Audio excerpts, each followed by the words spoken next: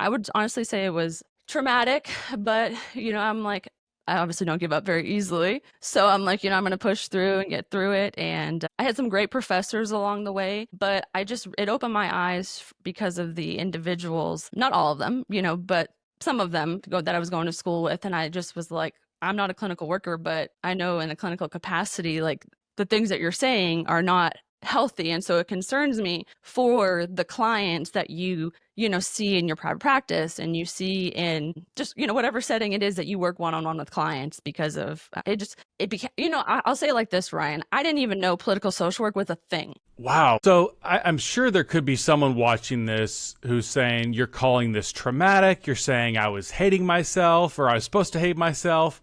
And they're thinking this white girl is just hiding behind her privilege. She's exaggerating. She's making this up. But like, I've been in these type of classrooms. Like, I know exactly what you're talking about. I'm wondering if you could put us, like, if there was like a moment early on where you're just kind of looking around like Toto, we're not in Kansas anymore. Like, what is going on here? Was there things that just, like, you talked about that, like, over and over, saying diversity? What kind of stuff was just like, something's not right with this? Constantly hearing about white men, especially white cis men, and the negativity, and I would say also my privilege.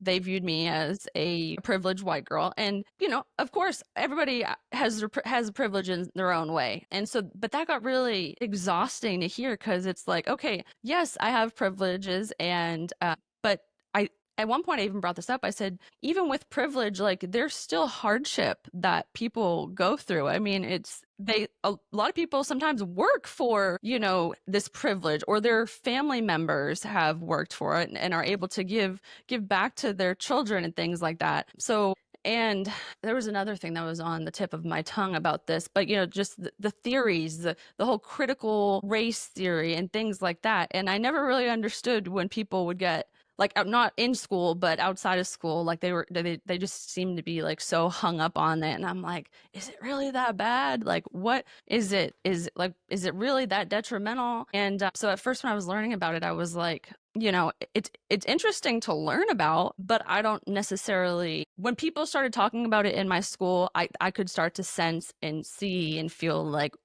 what felt like anger and hatred and dislike for white bodied individuals that looked like me, or people that they viewed as having privilege or some kind of power.